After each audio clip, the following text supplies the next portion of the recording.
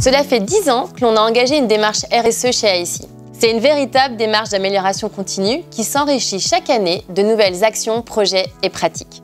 C'est aussi une démarche reconnue et une démarche engagée avec notre adhésion au Global Compact depuis 2013 et la signature en 2020 du manifeste Planète Tech Care. Alors, petit rappel utile, la RSE, ça ne concerne pas que l'environnement. La RSE pour une entreprise, c'est avoir un impact positif sur la société, respecter l'environnement tout en étant économiquement viable.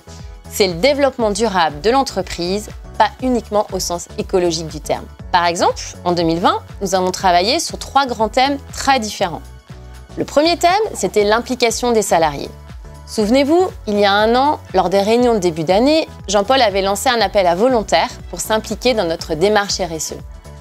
Eh bien, aujourd'hui, 25 personnes composent la team RSE. On se réunit une fois par mois et il y a eu plusieurs initiatives dans toutes les agences, comme les Clean-up Day ou les webinars sur le climat et la consommation responsable. Deuxième thème 2020, les indicateurs de suivi, car nous avions besoin de mettre en place de nouveaux indicateurs pour mesurer l'évolution de notre démarche. Nous avons commencé par réaliser un bilan carbone en juillet pour évaluer nos émissions de CO2 et identifier nos axes d'amélioration. Et puis, on a mis en place un suivi global de nos consommations énergétiques pour préparer le transfert vers un fournisseur d'énergie verte. Enfin, troisième thème, l'entreprise apprenante. Et sur ce sujet, je vais laisser la parole à Sylvie. En janvier 2020, nous avons lancé AESI Academy pour accompagner votre trajectoire de carrière et répondre au niveau d'excellence attendu par nos clients face à l'évolution rapide des technologies.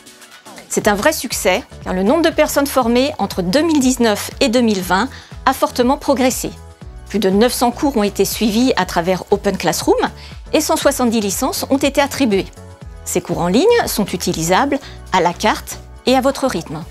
En 2021, nous continuons à accompagner votre montée en compétences grâce notamment à un partenariat conclu avec Orsys qui propose un catalogue de 2000 cours complémentaires à Open Classroom et à nos formations internes, avec des parcours organisés par filière métier. Ces formations techniques et de développement personnel se déroulent en présentiel ou à distance. Certaines sont certifiantes et vous permettront d'activer votre compte personnel de formation si vous le souhaitez. Profitez de la période actuelle des entretiens annuels pour échanger avec vos managers sur le parcours le plus adapté à votre situation. Vous pouvez bien sûr le faire tout au long de l'année, lors des bilans de fin de mission, par exemple. Nous le constatons tous, nos métiers évoluent à une vitesse grand V. La formation continue est donc essentielle. Alors, soyez acteur de votre carrière avec AESI Academy.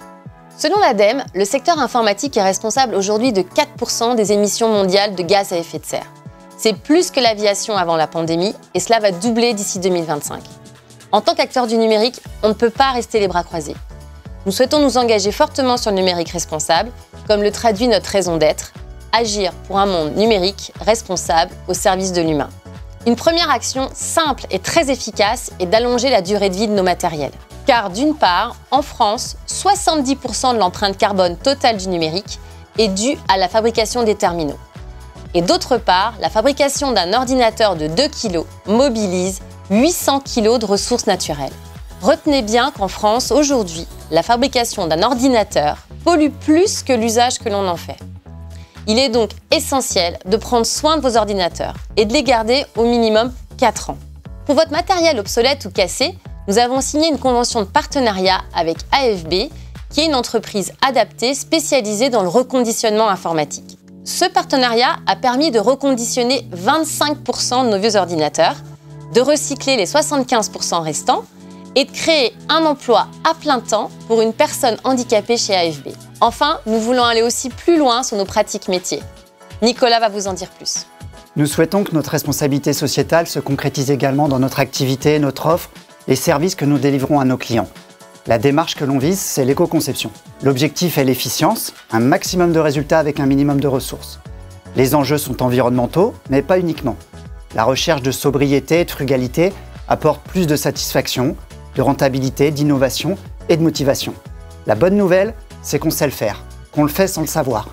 Quand on définit les fonctionnalités réellement utiles, on simplifie les parcours, les interfaces, qu'on optimise le code, les performances, quand on améliore l'attractivité. Demain, il faut encore plus regrouper nos expertises, mesurer et piloter l'impact de nos projets, la valeur. Nous allons prochainement organiser un hackathon sur l'éco-conception pour monter en puissance. Je vous invite déjà à découvrir les bonnes pratiques de cette démarche positive, les réfléchir dans vos projets avec vos collègues, sensibiliser vos clients. En matière de transition numérique et écologique, on dit que chacun doit faire sa part. Voilà, comme vous venez de le voir, on ne manque pas de projet pour 2021. Suivez le groupe Yammer, RSE et numérique responsable pour rester informé. Et surtout, n'hésitez pas à partager avec nous vos actions, idées ou bonnes pratiques.